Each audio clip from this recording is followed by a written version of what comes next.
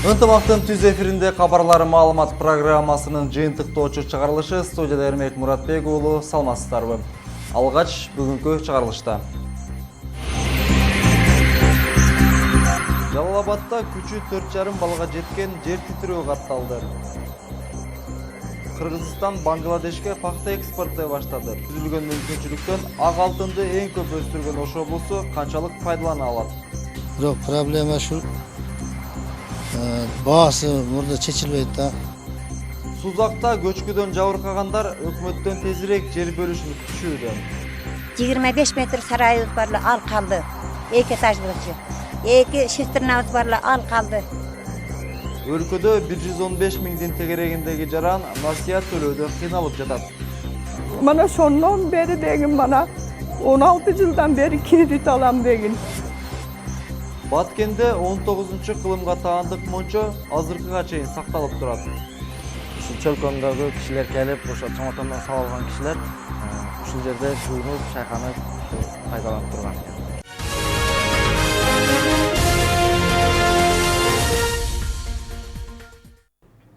Бүгүн таңкы саат 6:30 Жалал Абад облусунда жер титиреди. Силкинүү күчү очогунда 4,5 балга жетти. Бул тууралуу өзгөчө Кырдаалдар министрлигинен билдирди.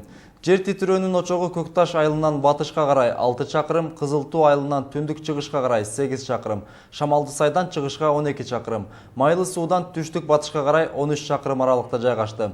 Калктуу конуштарда силкинүү күчү 3-4,5 балга жетти. Алдын ала маалыматтар боюнча кыйроолор жана курмандыктар жок. Бишкектин райондор аралык соту экологиялык жана техникалык коопсуздук боюнча мамлекеттик инспекциянын Кумтор Operating Company'ге каршы доо арызын канааттандырып берди. Бул тууралуу аталган инспекциядан билдирди. Маалыматка ылайык Кумтор Operating Company'нын ишмердүүлүгүн текшерүүдө Кумтор кенинде бир катар экологиялык жана техникалык ченемдердин, ошондой эле мыйзамдардын одоно бузулушу аныкталган. Жалпысынан Бишкек район аралык сотко аталган компаниянын үстүнөн 4 арыз берилген. Кече арыздардын эң ириси Таштандыдан айлана чөйрөгө келтирилген зыян боюнча иш каралды. Анын көлөмү 6 миллиард 700 миллион сомду түзгөн.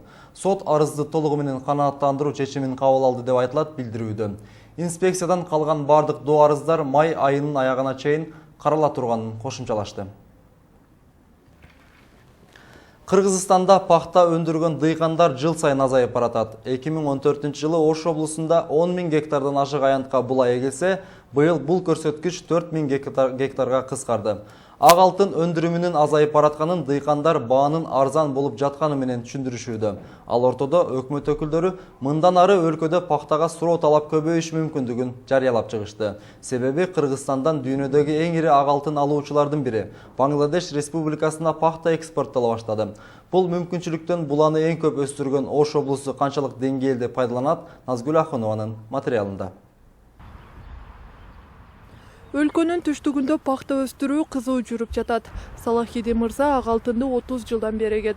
Пахта өстүрүү дыйкандар үчүн өтө татаал, анткени анын түйшүктөрү көп. Бирок проблема ушул баасы мурда чечилбейт да. Кийинирээк чечилип калат. Чечилгенден кийин алып барып тапшырасың, мындан күтөсүң ошондой да. Акчасын күтөсүң, башкасын аласың. Кээде терген акчаны азыр бирок 3-4 жылдан бери жакшы болуп калды. Заготовительдер өздөрү келип келишим түзүп атабыз. Пахтанын баасын алдын ала айтууга болбойт. Нарк көзүндө базар экономикасына карап билинет. Ош облусунда ак алтын Араван жана Кара Суу райондорунда көп эгилет. Бирок пахта эккен дыйкандар 2014 жылга салыштырмалуу азайган. Мен айтып кетпедимби, былтыр 2014 жылы бизде пахта өсүмдүгү 10.800 гектар жерге эгилген болсо, 2015 жылы анын аянты 4.800-гө түшүп, 6.000 гектарга азайып кеткен да. Bunun негизги себеби баягы пахтаны сатуунун кыйынчылыгынан келип чыкты да. Ал эми быйылкы жыл болсо, былтыркы жылы 2015 жылы пахтанын сырой баасы 42ге чыккандыгына байланыштуу быйыл өсүп 6931 гектарга чыкты аянты, пахтанын эгүү аянты. Былтыркыга салыштырмалуу 2100 гектарга көбөйдү да. Адистер пахта өндүрүмүн көбөйтүү керектигин айтышат. Мындан ары өлкөдө булага суроо талап көбөйүшү мүмкүн. Анткени Кыргызстандан Бангладеш өлкөсүнө ак алтынды экспорттоо мүмкүнчүлүгү түзүлдү. 25 май күнү Бангладешке кыргыз пахтасынын алгачкы бөлүгү жиберилди. 25 майда Бангладештин Читтагонг портуна кыргыз пахтасынын алгачкы партиясы барды. Бул өлкө көп жылдан бери дүйнөдөгү ири пахта алуучулардын тизмесинде 2-орунда турат. Жыл сайын бул көрсөткүч өсө берет. Албетте, пахтага да суроо талап күчөйт. Ошондуктан Кыргызстан бир гана ата мекендик продукциясын дүйнөлүк базарга чыгарбастан, ички пахта өстүрүүчү чарбасында күчөтүп алмак. Азыркы учурда Кыргызстанда өндүрүлгөн пахтанын көлөмү жыл сайын Бангладешке керектелүүчү ак алтындын 4-5% барабар. Кыргызстандан Бангладеш элдик республикасына жылына канча өлчөмдөгү пахта жиберилиши азырынча анык эмес. Бангладеш кийимдерди тигүү боюнча Кытайдан кийин эле 2-орунда турат. Маалымат иретинде айта кетсек, азыр Бангладеш Өзбекстанда өндүрүлгөн ак алтынды алышат. Буга чейин Кыргызстандан бул өлкөгө пахта экспорттолгон эмес. Өлкө буласы учурда Орусия жана Турцияга жиберилет. Назгүл Ахонова, Эрмек Муратбек уулу, Мунар Арзыбек уулу, Ынтымак. 2014 жылы дыйкандар пахтаны 30 сомдун тегерегинде, былтыр 42 сомдон сатышкан. Назгүл, айтсаңыз, учурда дыйкандар өндүргөн пахтасын кайда сатышат? Дыйкандардын ак алтынын атайын даярдоочу пахта заводдору алышат. Ош облусунда мындай заводдордон 12си бар. Алар дыйкандар пахталарын эгип баштагандан тартып эле дарысына жана башка керектелүүчү чыгымдарынын баарына материалдык жардамдарды көрсөтүп турушат. Ошондой эле ак алтынды кайсыл баада сатып алууну дүйнөлүк биржага карап заводдор өздөрү коюшат. Эрмек, сөз сизде. Рахмат, кесиптеш.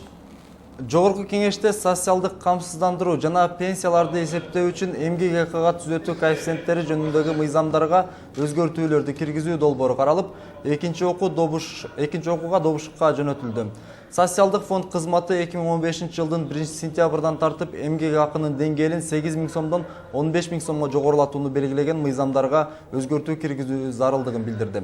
Азыр аны мыйзамдаштыруу керек. Былтыр соцфонддо 600 миңдей пенсионерлер катталып, пенсиянын орточо өлчөмү 4562 сомду же пенсионерлердин жашоо минимумунун 103%-ын түздү дейт ал.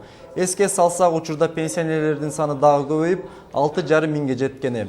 Кошумча каржылык керектөөлөр 20 миллион сомду түзөөрү белгилүү болду. Ал эми кайра эсептөөлөрдүн жыйынтыгы боюнча пенсиянын орточо өлчөмү 4817 сомду түзгөн. Сузак районунун Алмалуу Булак айылындагы жашоочулар жер көчкүдөн кийин акырындап баары коопсуз жакка көчө баштады. Ал эми үй көчкүнүн астында калган тургундар туугандарынын үйлөрүндө күн кечиришүүдө. Кырсыктан кийин аларга жер бөлүп берүү маселеси каралып жатат. Бирок жашоочулар бул маселе эртерээк чечилип, кыш келгенче үйдү бүткөрүп алсак дешет. Алмалуу Булак айылынын жашоочулары менен кабарчыбыз Кылымжан Азамат кызы таанышып кайткан. 27 апрель күнү саат 5 чамасында түшкөн көчкү Алмалуу Булак айылындагы 7 үй бүлөнүн үйүн басып калган. Алардын айрымдары туугандарынын үйүнө коопсуз жайларга көчүрүлгөн болсо, кээ бирлери мындай чатырларда күн кечирүүдө.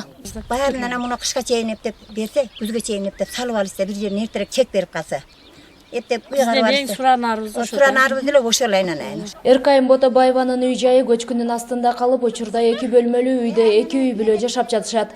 Көчкү болгон жерге барып үйүнүн ордун гана көрсөтө алган Эркайым Ботобаева кырсыктан кийин үйүнөн буюмдарын, эч нерсесин алып чыга алган эмес. Мен түштөн кийин саат 5-терде эле көчкү жүрдү деп калды. Міне олды тапырап келдик, таштактагылар бардыгыбыз. Келсе эле ушунтип эчтеки жок. Кудай жалап, келиним калып калыптыр, балдарын ээрчитип. Азыр ушул жерден көчкүдөн эчтеки таба албайбыз да балам. Баланы биз келсек эле эч нерсе жок. 25 метр сарайыбыз бар эле, ал калды. 2 этаж болчу. 2 шестернабыз бар эле, ал калды. 15 метр тамыбыз бар эле, ал калды. Эккен эгиндери баары чабык болуп калды эле, ал калды. Калып кетти. Барды калды. Мунун тагынан эчтеки нема. Эми азыр менин өзүмүн тамым бар, чалым көздүкү. Балдарым ошентип неме алып жүрөт. Алмалуу Булак айылынын жашоочуларына буга чейин 1994-жылы бул аймактан көчүү тууралуу эскертүү берилип, ал үчүн судда жана жер тилкеси бөлүнүп берилген. Бирок ал тилкеге тургундар балдарына үй салып берип, өздөрү кайрадан кооптуу аймакта жашоону уланта беришкен. Деге мурун суда берилген, көчүп кеткиле деп. Аяка эми бирден балага салып берип отургузуп койгонбуз. Анан калган эми да 3 келиним бар биякта. Алар менен бир жерде балдар менен барып келип, мен биякта турчу элем. Бир жерде бир балам, 3 баласы менен өзүм күчөө 7-9 жан элек да бир жерде. Анан ушундай эми да жакшы күндүз болуп, бардыгыбыз качып чыгып кеттик. 94-жылы ошол жакта көчкү болуп, ошондо берилген. Анда бизди жаш ошондо бир балам төрөлгөн мен. Анда ошол жерге тыштап кетишкен. Ошондон бери анан кийин мен балдар менен жашап атып үйөм каза болуп калган. Андан кийин эми азыр мисалы эч каражатым жок мен. Тезирээк ошо кичине чек берсе, мага кичине жардам берсе, акчадан ушу жетпей билөгө. Кырсыктан кийин аларга жер бөлүп берүү жагы каралып жатат. Жашоочулар маселе болушунча эртерээк чечилип, кыш келгенче үйдү бүткөрүп алсак дешүүдө. Азыркы мезгилде биздин бардык эле элдерибиз бу жерде турбайлы болду, кетебиз деп ушунчалык эле өзүнөн өзү эле жүрөктөрү түшүп көчкүнү көргөндөн кийин бу жерге келгиси деле келбей калды. Мурундары дагы ата журтубуз деп кичине эме кылдык эле, азыр жок, азыр эч андай ойдо элибиз болгон жок. Кудай кааласа бу жерде мына жер чечилип калды, бөлүнсө эле бардыгы кетет. Бу жерде 143 түтүн бар эле. Алмалуу Булак айылында жалпы 143 үй бүлө жашайт. Көчкүдөн кийин алардын 20га жакыны өз каалоолору менен коопсуз аймактарга көчө башташкан. Ал эми кырсык болгон тарапка коопсуздук үчүн эч ким өткөрүлбөй көзөмөлдөнүүдө. Учурда жер көчкүдөн жабыркап үй жайсыз калгандарга ар кандай тараптардан гуманитардык жардамдар көрсөтүлүп жатат. Кылымжан Азамат кызы Шайыр Зайырбек уулу, Ынтымак, Жалал Абад облусу. Электрондук санарип кол тамгаларды колдонуу боюнча мыйзам кабыл алынганына 10 жылдан ашты. Өлкөдө аны колдонуу дээрлик жок кесе. Интербилим коомдук бирикмеси өткөргөн сурамжылоодо ал тууралуу элдин 90% билбей турганы аныкталган. Кыргызстанда 5 мекемеде берилет, анын 3-өө мамлекеттик. Коомчулуктун арасында электрондук кол тамганы колдонууга түрткү берүү жана маалымдоо максатында тегерек стол өтүп, анын оң жана терс жактары талкууланды. Ошондой эле сканерден өткөрүлгөн кол тамгалар мыйзамсыз экени түшүндүрүлдү. Аны мыйзамдуу түрдө атайын иштеп жаткан борборлордон гана алыш керектиги жана ал флеш-карта сыяктуу жеке адамга гана таандык экени айтылды. Бул тармак Кыргызстанда жакшы өнүгө албай келатканы менен банктарда, салык бажы кызматтарында, соцфонддо колдонулуп жатат. Кошумчалай кетсек, электрондук кол тамга электрондук отчет берүүдө чет элдик бизнестерге кол коюуда пайдаланышат. Бирок азыр аны бир гана Бишкек шаарынан алса болот. Бул как шифрование да, баягындай информацияны эч ким ала албайт. Но жок болсочу, даже немесин дискти урдалып алса, ноутбуктун дискин, ол жерде информация полностью зашифрованный. Анан ушул немесин, бул электрон цифровой подпистин немесин салып туруп, анан кийин немесин загрузка кылса болот, неме болсо болот да. Бул как персональный ар бир сотрудникке лично немесинде жазылат да, фамилия, аты жөнү. Кыргызстанда 115 миңдин тегерегиндеги жаран насыят төлөөдө кыйналып жатат. Өлкөдө жалпы 550 миңден ашуун карызкорлор болсо, ар бир 5-чиси күрөөдөгү кыймылсыз мүлкүн банкка алдырат.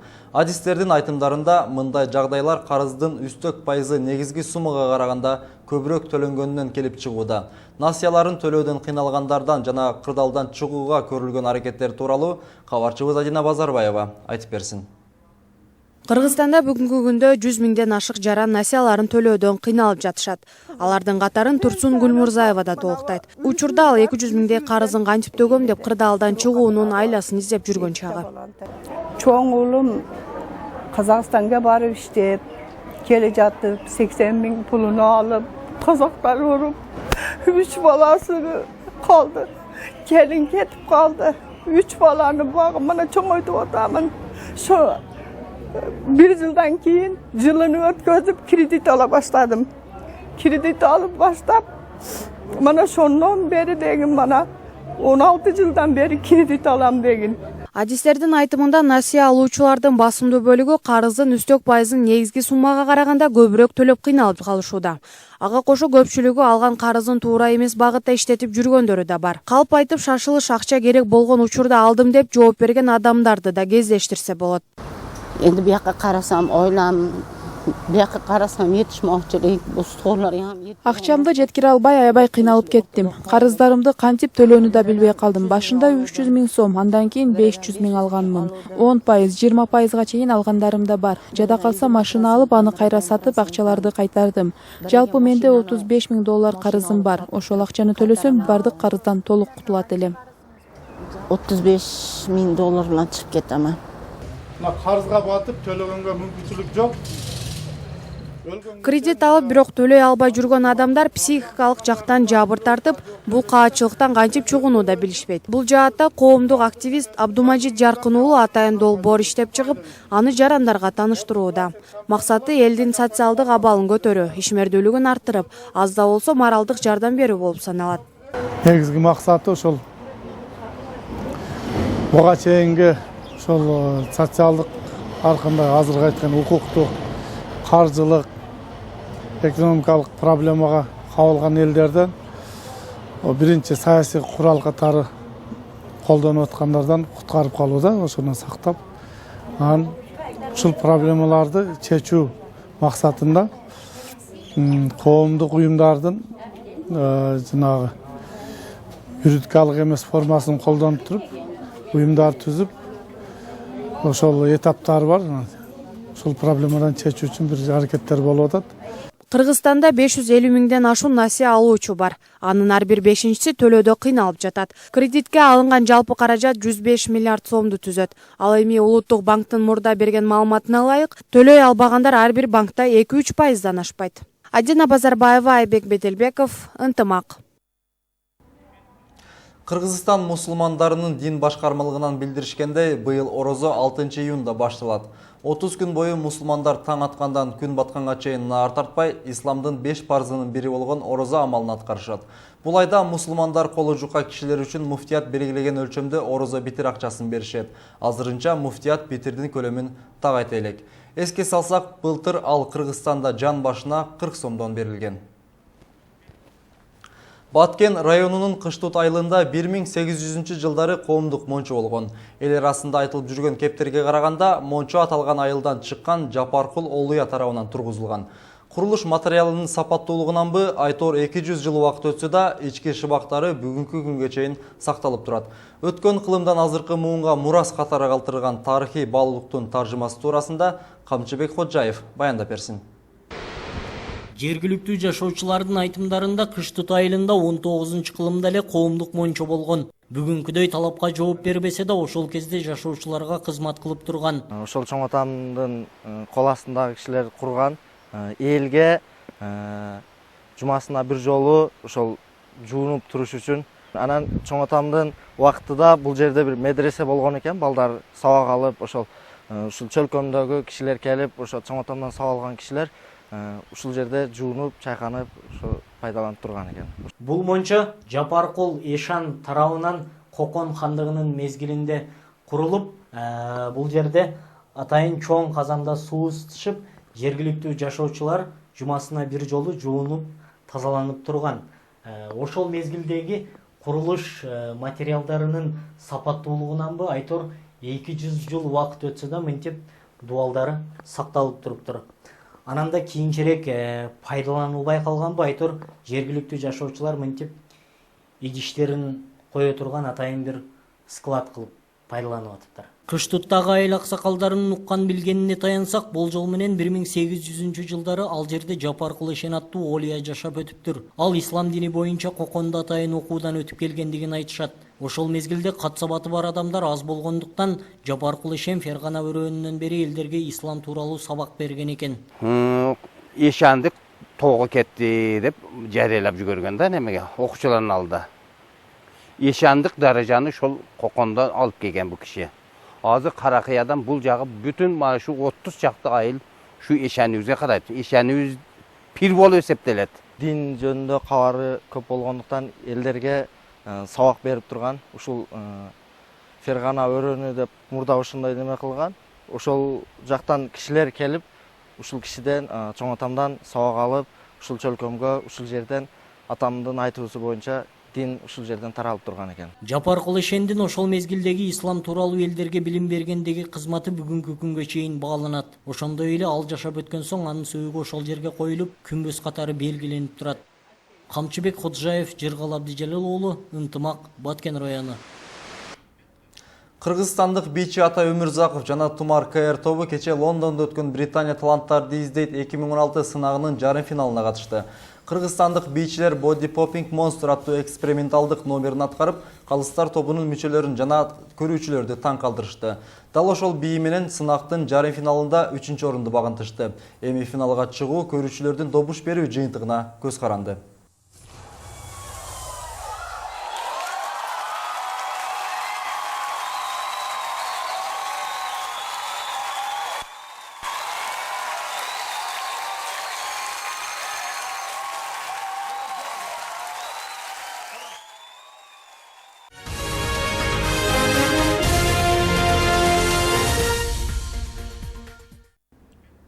Чыгарылышыбызды дүйнө жаңылыктары менен улантабыз. Грецияда мигранттарды атайын качкындар борборуна көчүрүү уланып жатат. Идомендеги лагерде жалпысынан 10 миңден ашуун киши бир канча убакыттан бери жашап келишкен, бирок бийлик аларды стихиялуу жерден көчүрүүгө бел байлады. Адистердин айтымында эвакуациялоо тынч өтүүдө, эч ким каршылык көрсөтүп, баш аламандыктарды жараткан жок. Грецияда 2 күндөн бери стихиялуу лагерден качкындарды көчүрүү уланууда. Чек арасыз дарыгерлер уюмунун маалыматына ылайык, эвакуация тынч өтүп жатат. Аларды атайын мигранттар үчүн расмий борборлорго жеткиришет. Көчүрүү иштери 2 күндөн бери жүрүп жатат. Учурда 2 миңден ашуун киши жакын арадагы качкындар лагерине жайгаштырылды. Баары тынч, эч ким каршылыкта көрсөткөн жок. Бирок ага катар эле мигранттар келечегинен чочулап турушат. Себеби расмий борборго барган соң андан ары Батыш Европага чыга албай калышат. Азыр бул кишилерде ишенбестик жана коркунучтук сезимдери басымдуулук кылып турат. Алар алдыда бизди эмнелер күтүп турат деген ойдо. Бирок бийлик тарабынан мигранттарга бардык шарттар түзүлөт. Андан сырткары мигранттар качкындар лагерине кандай жашайбыз деп да тыңсызданып турушат. Мындан 1-2 күн мурда Греция бийлиги лагердеги палаткаларды сүрдүрүүгө оор техникаларды жиберген. Идомендеги лагерде бир канча айда бери 10 миңге жакын мигранттар жашап келишкен. Алардын көпчүлүгү Ооганстандан, Ирактан жана Сириядан келгендер. Алар бир топ убакыт тартип сакчылары менен Балкан маршрутун ачууну талап кылып тирешип келишкен. Ошол күндөн тарта Греция бийлиги аларга бир канча ирет атайын качкындар борборуна жайгаштырууну сунуштаган.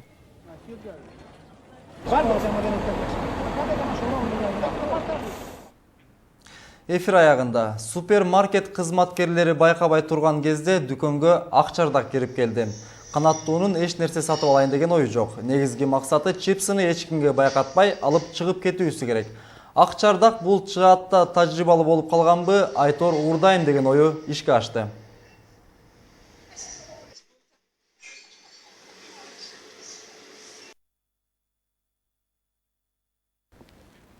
Ак чардак бекер жеп үйрөнүп калган окшойт. Сиздерге жеткиргизип келген кабарлар мына ушулар болду. Ушул жана башка маалыматтарды биздин ынтымак чекит KG сайтынан да көрсөңүздөр болот.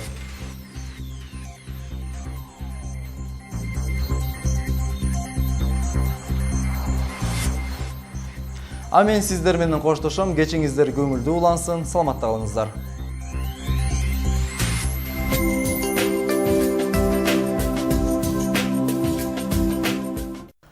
Саламатсыздарбы? Эртеңки күндүн аба ырайы менен таанышпалыңыздар.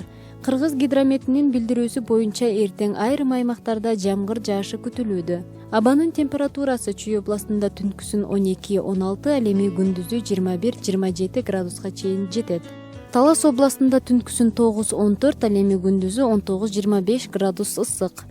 Ысык көл областында түнкүсүн 5-10 градус ысык, ал эми күндүзү 17-22 градус ысык болуусу күтүлүүдө. Нарын областында түнкүсүн 2-7 градус ысык болсо, күндүзү 19-23 градус ысык. Баткен областында түнкүсүн 9-14 градус, ал эми күндүзү 22-27 градус ысык. Жалал-Абад областында түнкүсүн 11-16 градус ысык, күндүзү 23-28 градус ысык болуусу күтүлүүдө. Ош областында түнкүсүн 11-16 градус ысык, күндүзү 23-28 градус. Шаарыбыз Ошто жаан-чачын күтүлбөйт, батыштан соккон шамалдын ылдамдыгы 4-9 метрге чейин жетет. Абанын температурасы кечкисин 13-15 градус, күндүзү болсо 25-28 градус ысык болот. Борбор калаабыз Бишкек шаарында жаан-чачын күтүлбөйт. Абанын температурасы кечкисин 10-12, күндүзү болсо 22-24 градус ысык болот. Сиздер 27 майга алынган аба ырайы менен таанышып алдыңыздар.